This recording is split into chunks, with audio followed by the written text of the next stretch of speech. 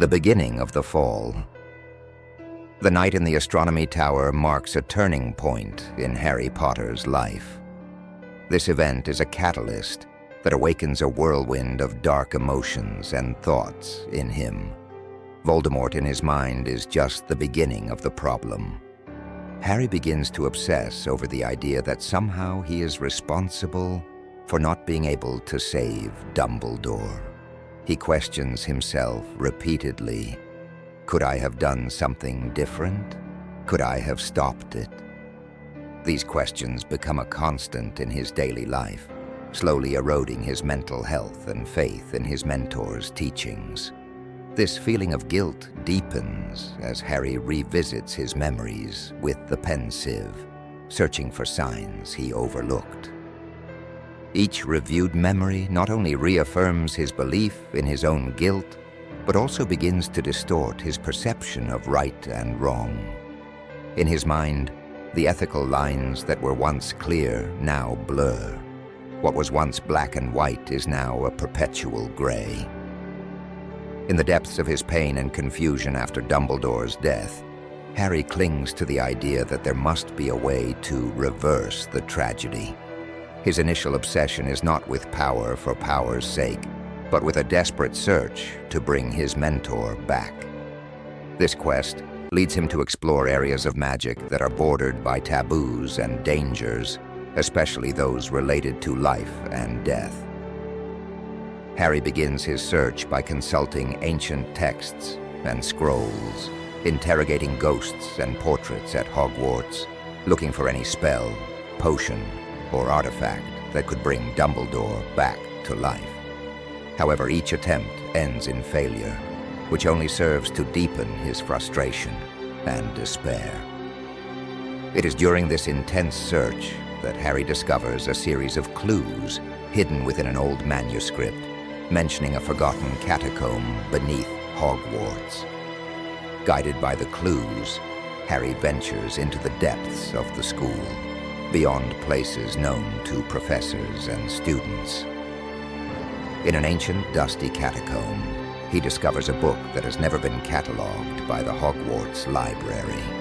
The book discusses the history of the 3 unforgivable curses, revealing not only their origins, but also the story of their creator, a dark wizard consumed by vengeance and power.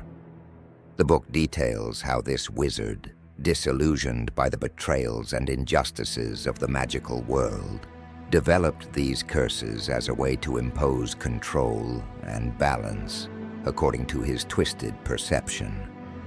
Fascinated and horrified at the same time, Harry cannot stop reading, feeling a perverse connection to the wizard's pain and rage. The more Harry immerses himself in the study of the unforgivable curses, the more he begins to see them as a way to achieve the goals that conventional methods did not allow him to accomplish. He starts experimenting with them, first cautiously, then with increasing boldness. This dangerous knowledge isolates him further from his friends and what remains of his former life. Harry's internal transformation culminates in a painful confrontation with Ron and Hermione. Worried about the changes in Harry and his increasingly dark incursions into magic, they confront him in the Gryffindor common room. Hermione, with tears in her eyes, begs him to stop, to remember who he is and everything they have fought for together. Ron, with anger born of fear and frustration, tells him he is crossing lines that should not be crossed. Harry, feeling that neither Ron nor Hermione can understand the burden he carries or the necessity of his actions, responds with bitterness and disdain. He accuses Ron of being afraid and Hermione of being blinded by rules and norms. The words become harsh, and finally, Harry declares that if they must go separate ways for him to fulfill his destiny, so be it. Torn by the conflict but resolved in his course of action, Harry distances himself not only from Ron and Hermione, but from anyone who reminds him of his old self. This is the moment when Harry fully embraces the dark path he has chosen, a path that will eventually lead to even darker confrontations and decisions. This point of no return marks the beginning of a new chapter in Harry's life, where old bonds of friendship and loyalty are replaced by cold, solitary determination. As he advances on his new path, the shadows of his old life fade, leaving only the echo of what once was. In his solitude, Harry becomes a frequent visitor to the catacomb, where he found the Book of Unforgivable Curses. Under the dim glow of his wand, the place seems to come to life, whispering forgotten secrets and showing him visions of power. During one of these visits, Harry discovers an ancient mirror, not just any mirror, but one that shows not reflections but possibilities and the darkest desires of whoever looks into it. When he sees himself in it, Harry does not see a young wizard, but a powerful dark lord, respected and feared.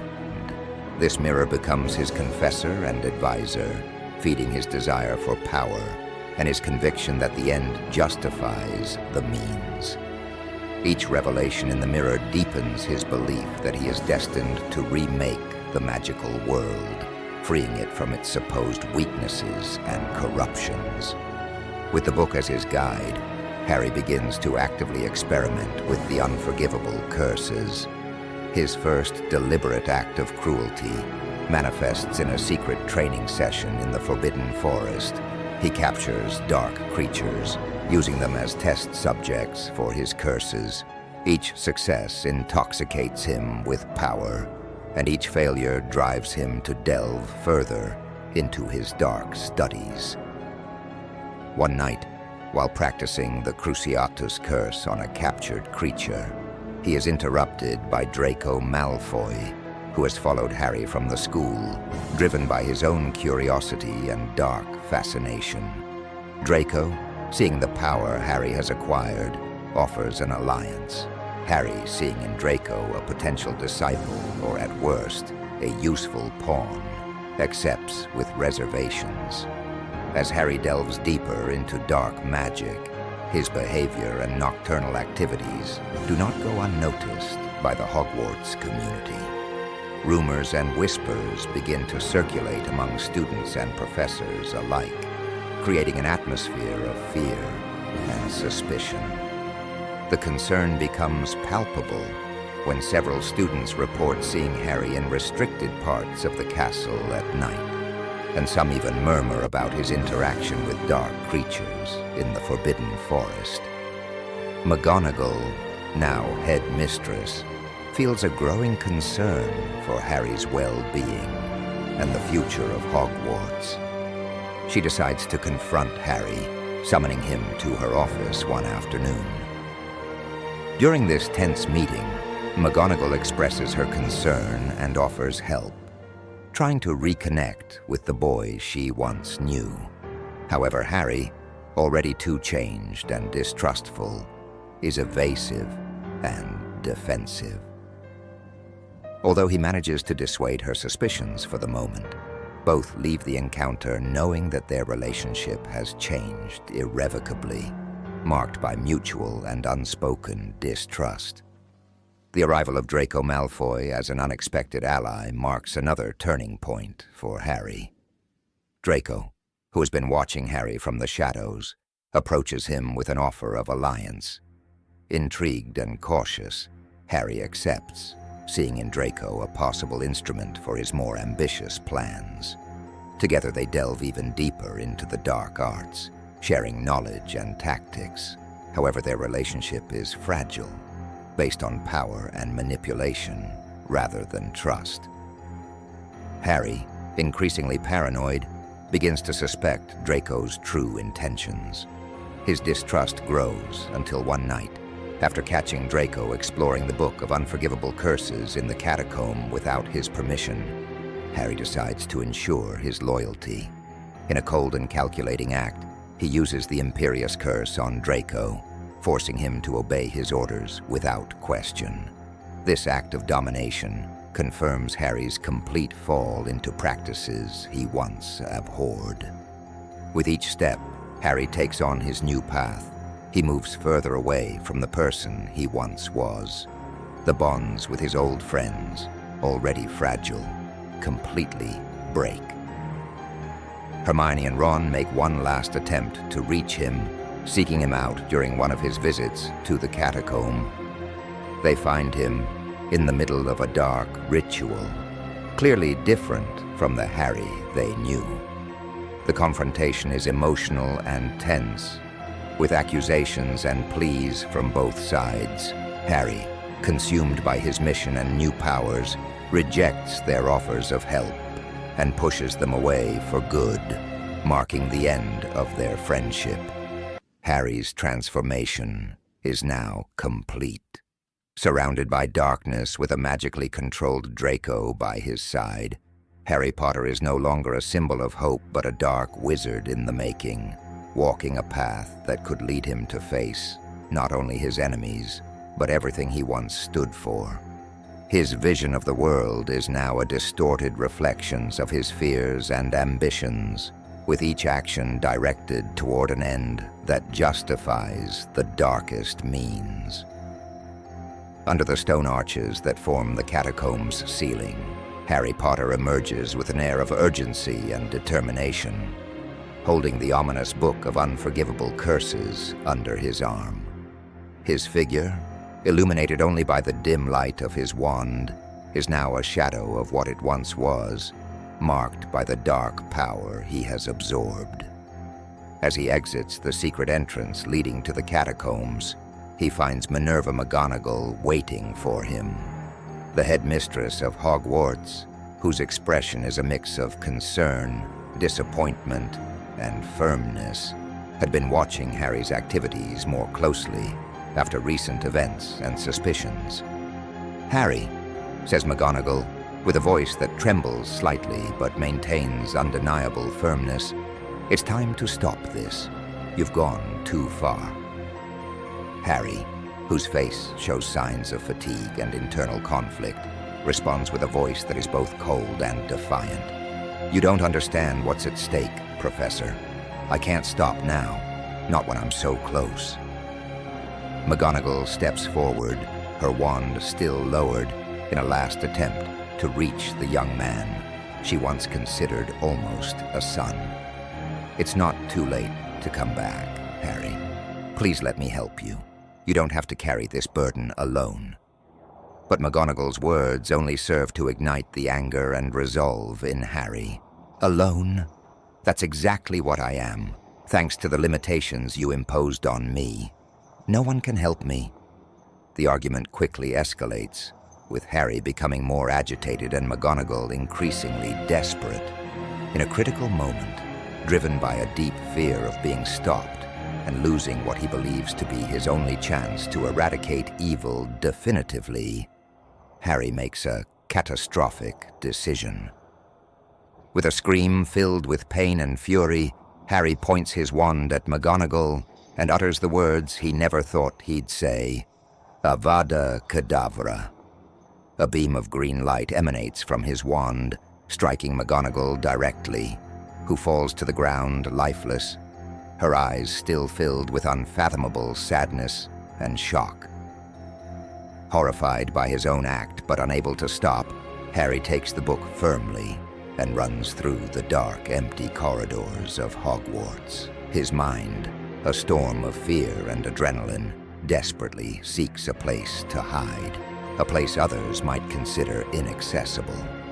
Then he remembers the Chamber of Secrets, that dark and forgotten place associated with one of the darkest wizards in history, Salazar Slytherin.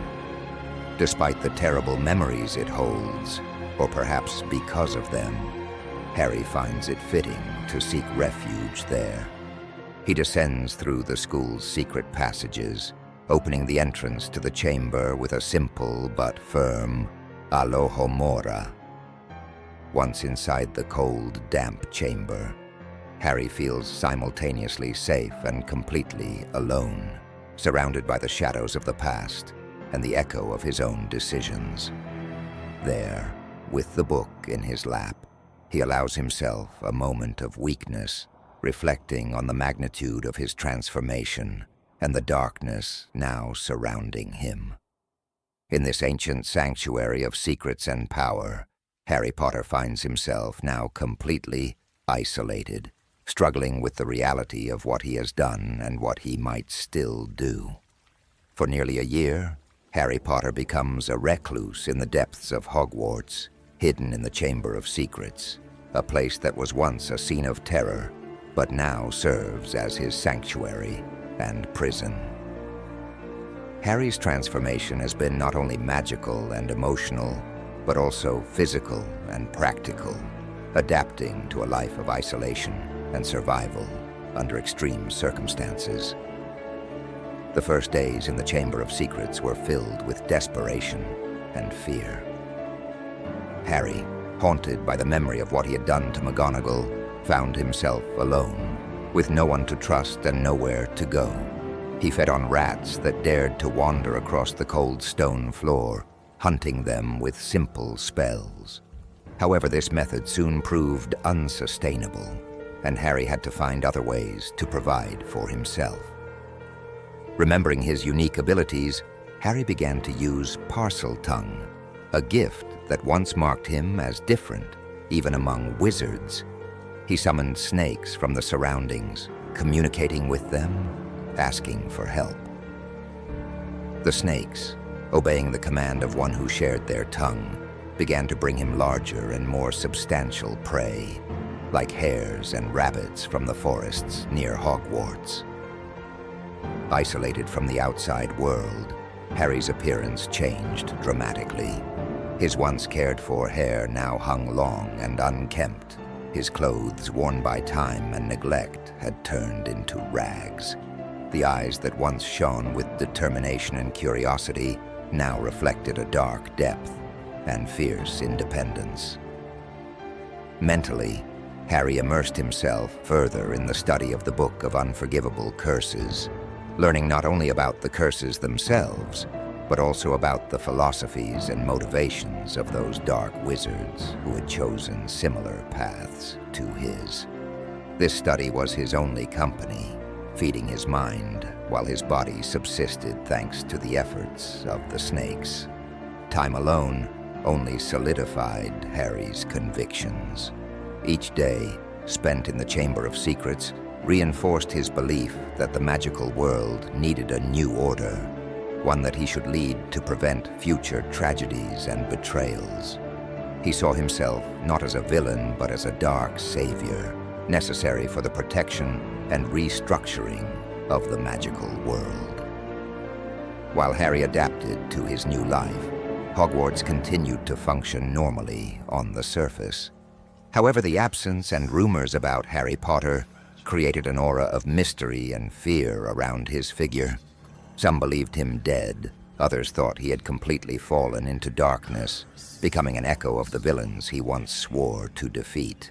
In the early light of dawn, after nearly a year of reclusion and darkness, Harry Potter made the decision he had been delaying, fearing, and longing for at the same time: to return to the world. His life in the Chamber of Secrets had left deep marks not only on his spirit and mind, but also on his body. His skin, pale as a corpse, barely remembered the touch of the sun. His eyes, adapted to perpetual gloom, had transformed into a deep red, reflecting the darkness that had consumed his soul. With a sense of grim determination, Harry found an old, almost forgotten drain that was used to drain excess rainwater from Hogwarts. This drain wound through the castle's foundations and emptied into a small pond near the school's boundaries. Pushing the heavy grate covering the exit, Harry crawled into the light of the new day. The impact of the rising sun was almost unbearable. His skin, unaccustomed to the sun, felt every ray like a burning needle, forcing him to quickly cover himself with the hood of his worn and ragged Hogwarts robe. He crouched by the pond, his face barely shielded from the light by the shadow of his cloak. Looking at his reflection in the still pond water, Harry barely recognized himself. The pallor of his skin and the bright red of his eyes made him look more like a creature of shadows than the boy he once was. There was no trace of the young boy who had entered Hogwarts years ago with a mix of nervousness and excitement. Instead, there was a man marked by tragedy and darkness. As he gazed at his changed reflection, Harry felt a wave of conflicting emotions. The pain and loneliness of the past year mixed with a sense of power and renewed purpose. He had lost much, sacrificed everything, but in return, he had gained knowledge and ability that few could match. It was time to stop running and face the world, not as a hero, but as a herald of a new era, an era where security and order would be achieved at any cost. Rising, Harry walked with firm and determined steps toward the castle of Hogwarts. The first students were beginning to wake up, and some professors were already in their morning routines. None were prepared for the return of Harry Potter, not in this form. With each step he took toward the heart of the magical world, the air seemed to vibrate with electric tension. Hogwarts, which had been his home, sanctuary, and prison, would now become the stage for his darkest revelation. At that moment, Harry was not just returning to Hogwarts, he was coming to reclaim it and transform it, marking the beginning of a new era that some would fear and others would follow, but none could ignore. The shadow of the castle's highest tower fell over him, darkening his masked figure even more as the first rays of the sun struggled in vain to penetrate the darkness enveloping him. Harry Potter's presence in the heart of Hogwarts generated an atmosphere of fear and fascination. His figure, marked by paleness and red eyes, did not go unnoticed as he advanced toward the great hall, where students and professors gathered for breakfast. News of his appearance spread quickly, and the crowd gathered in silence, watching him with a mixture of fear and curiosity. Harry positioned himself in front of the crowd, his cloak swaying gently with each movement. He raised his wand, not in threat, but as a conductor ready to direct an orchestra. With a deep and resonant voice that did not need to shout to be heard, he began his speech. For years, I have seen our world corrupt from within, torn apart by fear and weakness. I have sought power not out of ambition, but out of necessity, the necessity to protect us from those who would destroy us. Today, I offer you a different path, a path of strength and security. Join me, and together we will rebuild a world where order prevails over chaos. His message, though loaded with darkness, resonated with some. The promise of power and order in times of uncertainty was tempting. Among those who felt attracted was Severus Snape, whose own loyalty had always been complex, and whose fascination with power and the protection of the magical world made him receptive to Harry's words. However, most students and professors were not convinced. The tension in the Great Hall became palpable, and murmurs of disapproval began to resonate. Ron and Hermione, stepping forward with faces full of pain and plea, tried to reason with him. "Harry, please," pleaded Hermione with tears in her eyes. "This is not what Dumbledore would have wanted. You can change this. You can come back."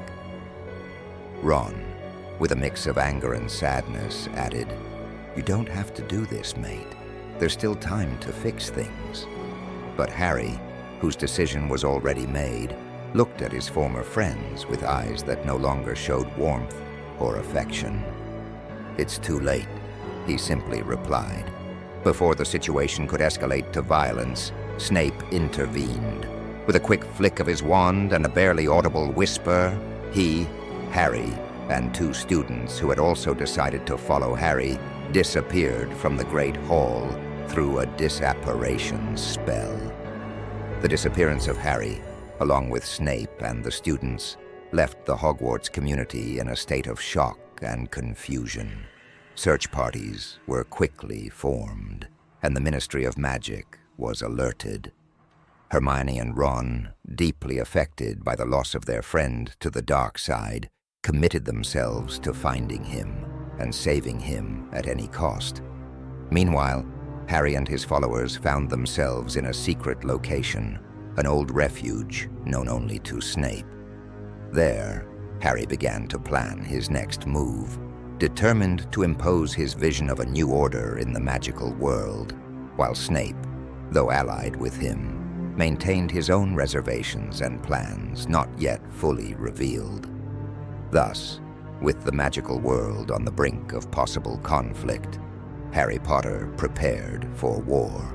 A war not only against those who opposed him, but also an internal war against the last vestiges of the person he once was. During the year following Harry's disappearance, Ron and Hermione faced an overwhelming task. The disappearance of Harry, along with Severus Snape and 2 students, created an atmosphere of fear and uncertainty in the magical world. They not only had to deal with the loss of their friend to the dark side, but also felt compelled to act, fearing what Harry might do with the power he had accumulated. Determined not to leave their friend in the hands of darkness, Ron and Hermione formed a small search team composed of members of the Order of the Phoenix and some former members of Dumbledore's army. This team dedicated themselves not only to finding Harry, but also to countering any moves he and his followers made. Hermione, with her meticulousness and dedication, immersed herself in research, searching for any clues that could lead them to Harry. She studied ancient texts on dark magic and places of power where Harry might hide or seek more knowledge. They also investigated various magical incidents worldwide, looking for patterns or signs of Harry's influence. Ron, on the other hand, coordinated with members of the Ministry of Magic and other contacts to follow any trace of suspicious activity. His ability to connect with people and his deep understanding of the magical world were crucial in keeping the team informed and prepared. The team faced numerous challenges, from false alarms to traps designed to divert their attention or put them in danger. Additionally, Harry's absence personally affected Ron and Hermione. Ron often showed frustration and anger, not only at Harry but also at the situation as a whole. Hermione, though maintaining a facade of control, internally struggled with guilt and sadness, wondering if she could have done more to prevent Harry from following the dark path.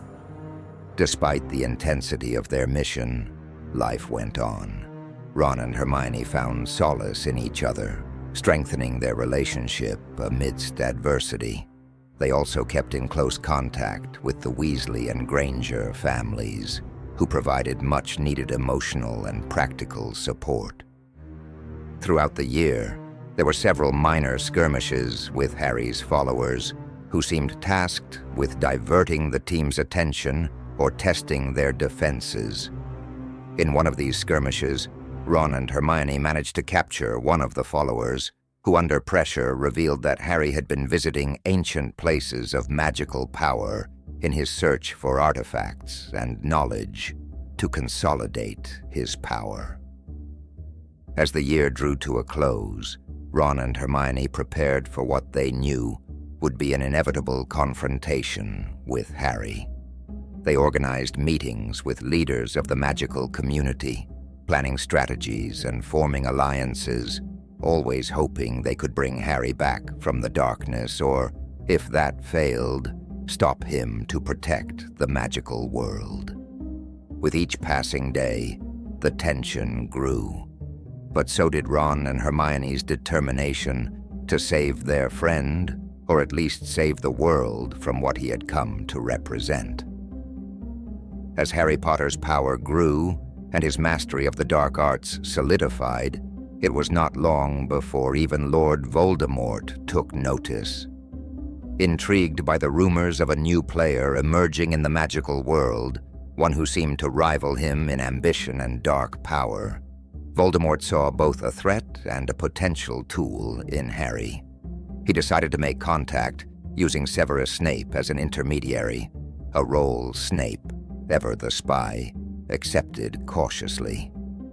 Initially, Harry was evasive, eluding each of Voldemort's attempts to establish a meeting.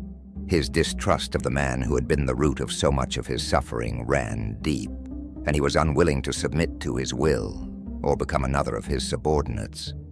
However, curiosity and the need to measure his own power against Voldemort's eventually led him to accept a meeting. Harry chose a place laden with personal significance for their meeting, the ruins of his parents' house in Godric's Hollow, where everything had begun for him. It was a site of loss and tragedy, but also of strength and resolution. As the remnants of the night gave way to the first hints of dawn, Harry waited, his tall, shadowy figure framed against the shattered walls of the house.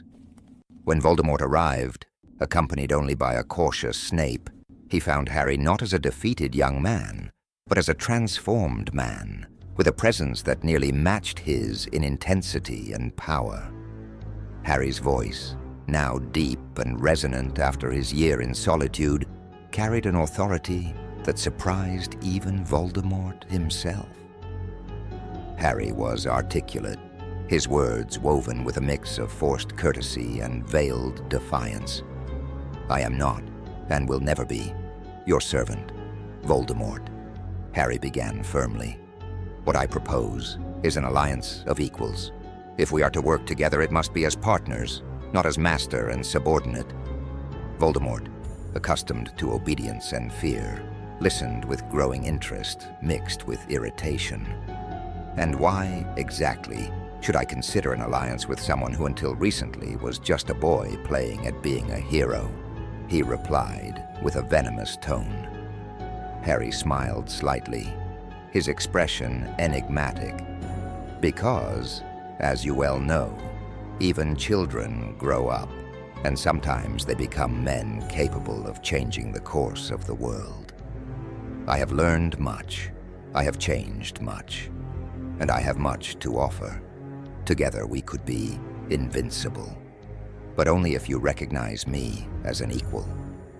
The exchange was tense, with Voldemort gauging Harry, seeking weaknesses in his armor, while Harry, for his part, displayed careful control over every word and gesture, revealing only what was necessary.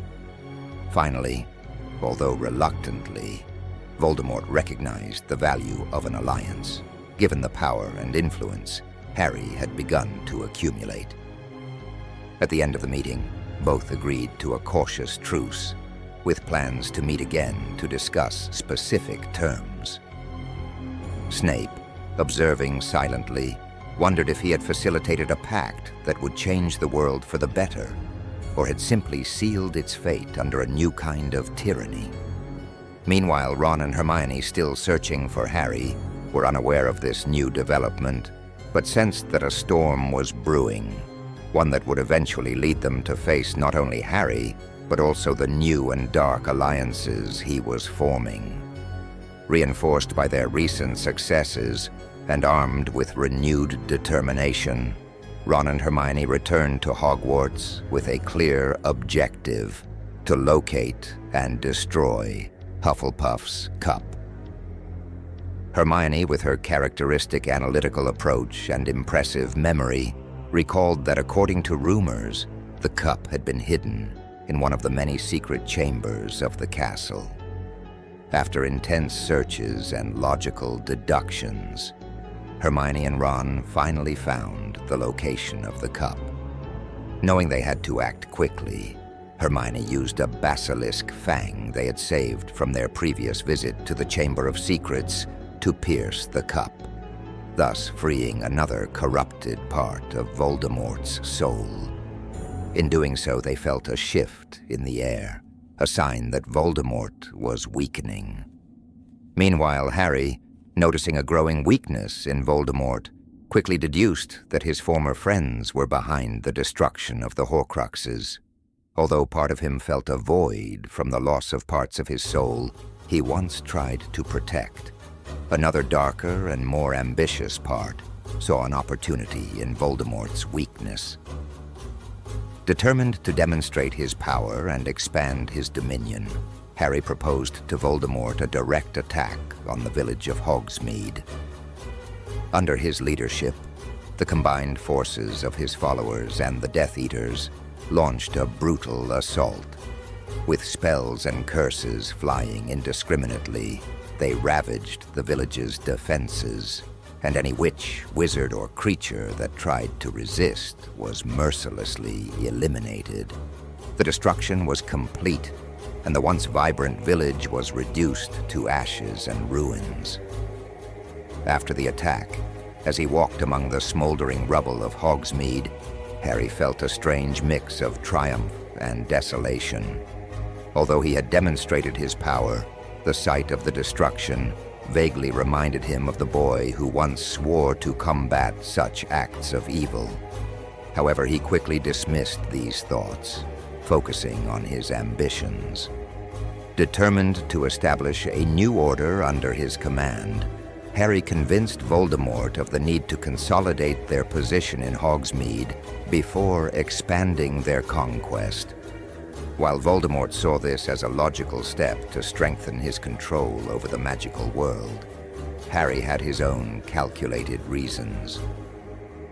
Establishing himself in Hogsmeade gave Harry a base from which he could plan his next moves, not only against the magical world, but eventually against Vold.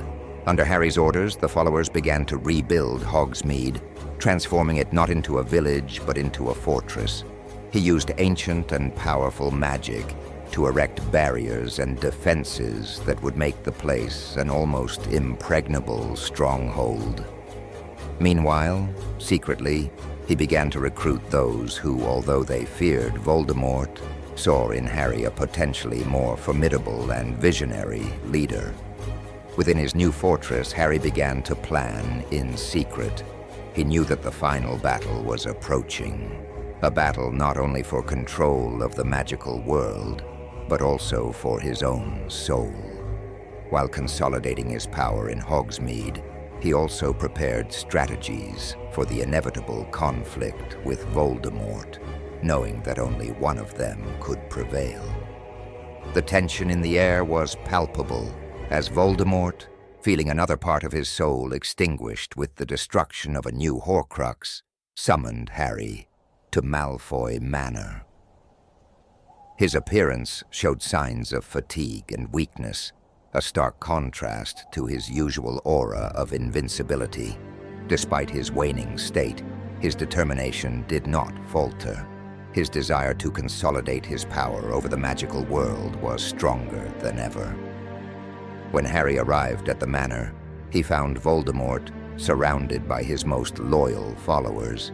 The atmosphere was tense, and Voldemort's eyes flashed with a mix of desperation and calculation.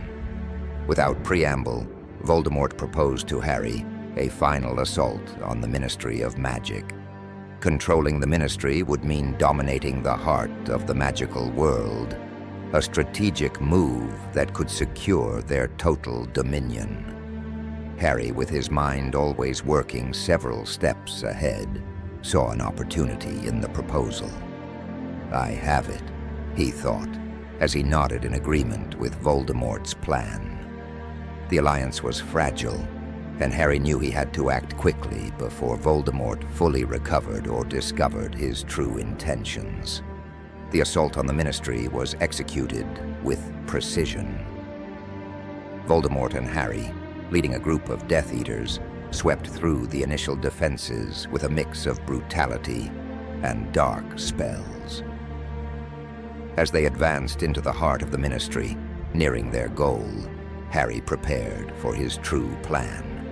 At a critical moment, just as they were about to take total control, Harry used a disapparition spell, a technique Snape had taught him years earlier. His figure vanished into the air, leaving Voldemort and his followers in confusion and fury. Harry instantly appeared at Malfoy Manor, where Voldemort had left Nagini, his last and most precious Horcrux. The manor, guarded by 20 Death Eaters, was not prepared for such a sudden and direct attack. Harry, using a powerful explosive spell, not only surprised the Death Eaters, but also eliminated them efficiently, leaving a trail of destruction in his wake. With Nagini now vulnerable and unprotected, Harry quickly captured her. With the snake secured, he used his ability to disappear once again, this time transporting himself to Hagrid's cabin, a place he had always considered safe and off Voldemort's main radar. Once he secured Nagini in the cabin, Harry wasted no time. He knew he had to act quickly to ensure the last Horcrux was destroyed. He sent an owl to Ron with a cryptic message. "You will find the last one in the cabin." Although the message was deliberately vague, he trusted that Ron and Hermione would understand the hidden meaning behind his words. As Harry retreated from the scene, leaving Nagini in Hagrid's cabin, his mind was constantly moving, planning his next steps. He knew Voldemort would soon discover his betrayal, and that the final confrontation was inevitable. Harry was preparing not only to face Voldemort, but for a conflict that would determine the future of the magical world. On the other hand, Ron and Hermione, upon receiving the message, hurried to Hagrid's cabin, armed with determination and the necessary tools to destroy the last Horcrux. Their mission, fraught with danger and urgency, was not only crucial to weakening Voldemort definitively, but also to saving what remained of their friend Harry's soul. In the majestic but now devastated interior of the Ministry of Magic, Harry Potter stood alongside Lord Voldemort, both on the verge of claiming a seemingly decisive victory over the magical world. Voldemort's followers, euphoric and confident, filled the hall, but the celebration was abruptly interrupted. Voldemort, the feared Dark Lord, suddenly fell to his knees, his face contorted with unbearable pain as his hands clutched his head. A dull scream, more felt than heard, vibrated through the Ministry's foundations, shaking everyone present. Harry watched with calculated calm, knowing that the moment he had anticipated had finally arrived. From his cloak pocket, he extracted a small stone. With a gesture that combined reverence and resignation, he kissed the stone before quickly drawing his wand. Voldemort, recovering with a swiftness only his dark power allowed, also armed himself with his wand, and in a gesture of desperation and fury, cast the killing curse at Harry. Almost simultaneously, the fateful words escaped Harry's lips. A green beam of pure death crossed the hall in both directions. The onlookers barely had time to register the event before a green explosion enveloped the area, a burst of dark magic that left no one unaffected. Asterisk, asterisk, resurrection and ascension, asterisk, asterisk. The ensuing silence was deafening. Bodies lay scattered, and at the epicenter, Harry Potter and Lord Voldemort also appeared to have succumbed to the fatal exchange. However, moments later, Harry's figure rose. He brushed the dust from his cloak with a fluid and elegant motion, the serenity on his face in stark contrast to the destruction around him. With firm steps, he approached Voldemort's inert body, nudging it disdainfully with his foot. He crouched to snatch the wand from the cold hands of the fallen tyrant, breaking it in two with a resolute and final gesture. This action symbolized not only the end of Voldemort, but also the closure of a bloody chapter in the magical world's history. Harry, shedding the long cloak that had been both a symbol of protection and burden, revealed the invisibility cloak, completing his possession of the 3 deathly hallows. With the Elder Wand in one hand and the Resurrection Stone secure in his pocket, his transformation was complete. With a smile bordering on malevolence, Harry donned the hood. It was not a smile of jubilant triumph, but a darker one that recognized the weight of the power and responsibility now resting on his shoulders. At that moment, he had not only defeated the man who had sought his death since childhood, but had also assumed a new title, one resonating with echoes of power and destiny, the Master of Death. Fading from everyone's view, Harry Potter became a figure of legend, embodying both the highest sacrifice and the darkest of powers. His departure was not an escape, but an acceptance of his new role, a guardian of a balance only he could understand and maintain. The story of Harry, the boy who lived, had entered a new and enigmatic phase, leaving behind a legacy that would be debated, feared, and revered for centuries to come. Alone and surrounded by the harrowing remains of his early childhood, Harry Potter sat among the debris of the house where he was born, the fragments of wood that once formed his cradle, where his mother rocked and lulled him to sleep, were now only painful memories of an irretrievable past. In this desolate setting, he felt a strange, almost unsettling peace, as if all his internal conflicts had momentarily quieted before the devastation of his old home. In the dim light, a solitary tear rolled down his cheek.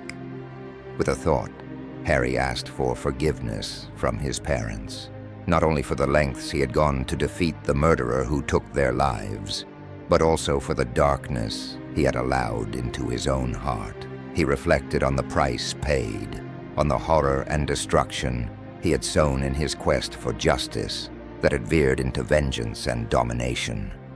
Using the sleeve of his invisibility cloak, he dried his tears.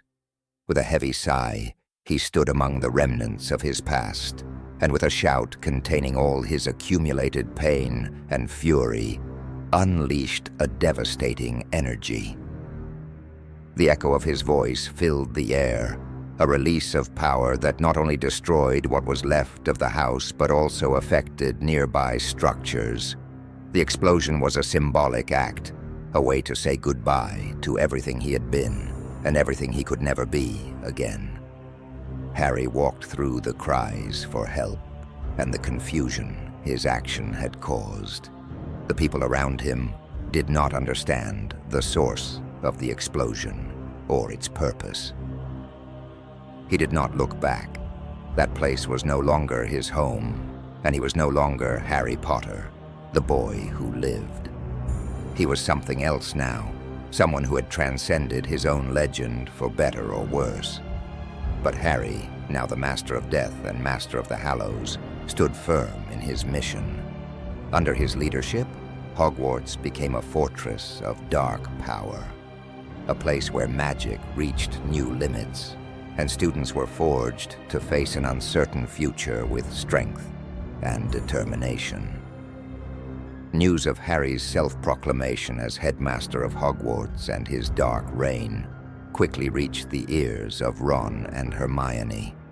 Despite the deep pain and sadness they felt over their friend's transformation, they understood that Harry was now an enemy they had to defeat. The betrayal of their best friend felt like a dagger to the heart, but the need to protect the magical world was stronger. They established their base of operations in the old headquarters of the Order of the Phoenix, the ancestral home of the Black family, located at number 12 Grimmauld Place.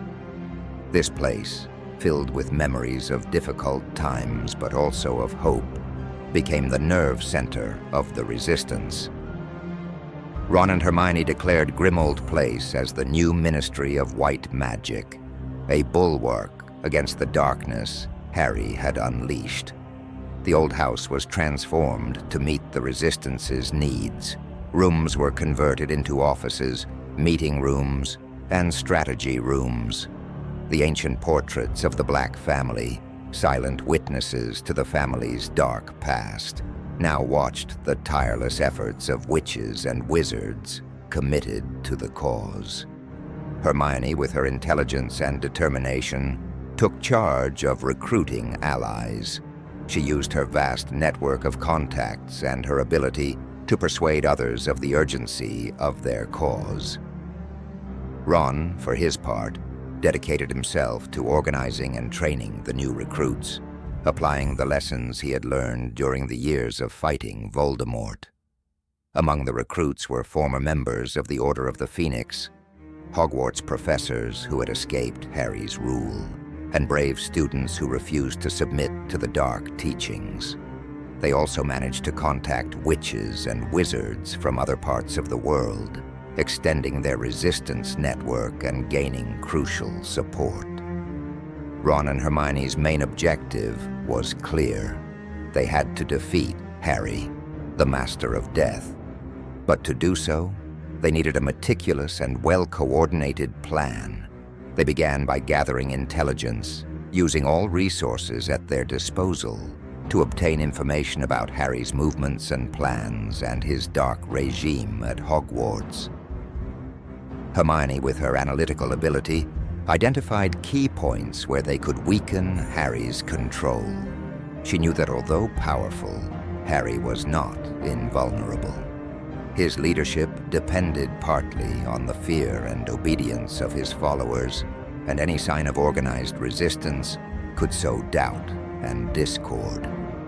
One of the first missions they organized was the infiltration of Hogwarts.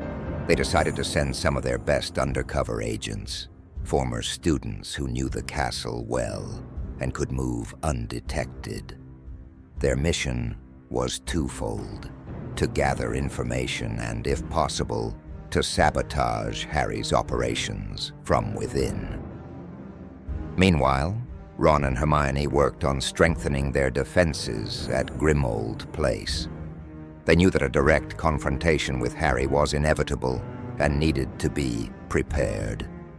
They established advanced magical protection systems and trained their recruits in combat techniques and defense against the dark arts. Meanwhile, at Hogwarts, the transformation of the castle continued under Harry and Snape's direction. The halls, once filled with life and joy, were now enveloped in an atmosphere of fear and distrust. The classrooms were places of rigorous instruction in dark magic, and students learned to channel their power through forbidden and dangerous spells. Snape, as deputy headmaster and head of the only existing house, Slytherin, personally oversaw the students' training. Under his tutelage, the young witches and wizards developed a deep and dangerous understanding of dark magic, becoming loyal and powerful followers of Harry. The Great Hall, once a place of camaraderie, was now an austere and solemn space used for strategic meetings and displays of power. The walls, adorned with black and green banners, reflected the new era of dark rule. Harry presided over these meetings with an imposing presence, making it clear that any challenge to his authority would be crushed mercilessly. The tension between the resistance forces and Harry's dark regime grew daily. Both sides prepared for a confrontation they knew would define the magical world's future. Hermione and Ron, although deeply hurt by their friend's betrayal, were determined to save what remained of the world they knew. The day of the final battle approached. At Grimmauld Place, the Resistance honed their strategies, preparing to launch a decisive assault. At Hogwarts, Harry and his followers consolidated their power, ready to face any threat. The air was charged with anticipation and fear, and the fate of the magical world hung in the balance. Harry Potter, the boy who lived and the Master of Death, prepared to face his former friends in a battle that would determine not only his destiny, but also the fate of the entire world. Darkness had settled over Hogwarts, but the Resistance, led by Ron and Hermione, was determined to bring back the light, no matter the cost. The day had come. Ron, Hermione, and their entire army of witches and wizards decided to confront Harry at the gates of Hogwarts. Determination and fear mixed in their hearts as they advanced towards the castle, now a dark fortress of power. Harry, the self-proclaimed Master of Death, decided to meet them alone, a solitary but imposing figure at the castle entrance. With a grave and measured voice, Harry welcomed his former friends. "This has to end, Harry. There's no turning back," Ron said firmly.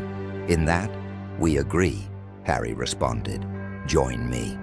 Let's give magic the place it deserves. Let's embrace our power."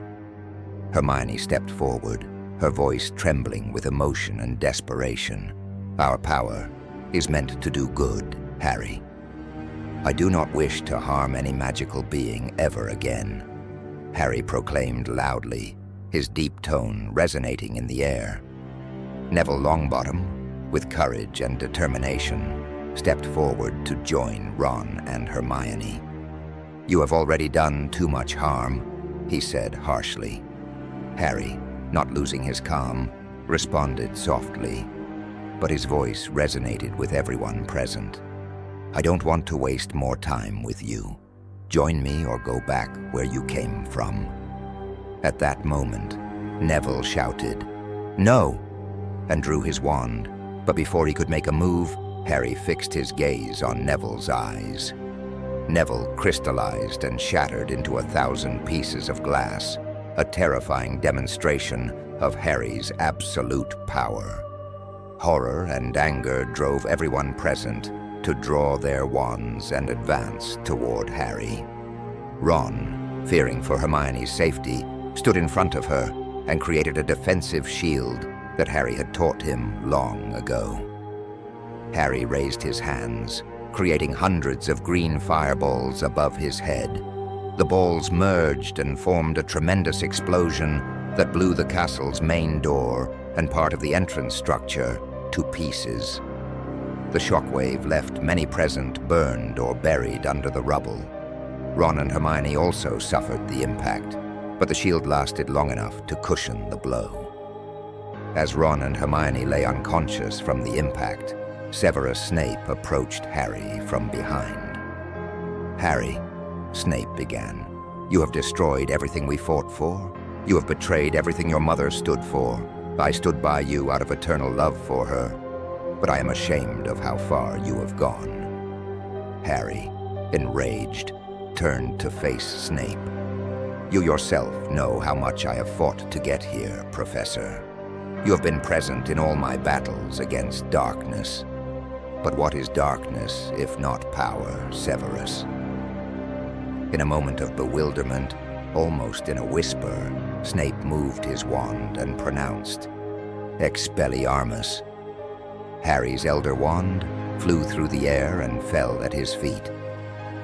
Hermione, who had just regained consciousness, cast a Petrificus Totalus at Harry, which only served to make him feel a blow to his body, and turned to look at her coldly. "Forgive me, Lily," Snape whispered before shouting, "Avada Kedavra," extending his arm with his wand, pointing at Harry. Within seconds, Harry lost his breath. He had only a moment to look at Ron and Hermione and give them one last genuine smile before evaporating like black mist. Snape fell to his knees, tears in his eyes, and finally broke into sobs, releasing all the pain and guilt he had accumulated over the years. The final sacrifice of Severus Snape and the fall of Harry Potter, the boy who lived and became the Master of Death, marked the end of a dark era in the magical world. Hogwarts, though devastated, began to heal under the guidance of the brave who rose against the darkness.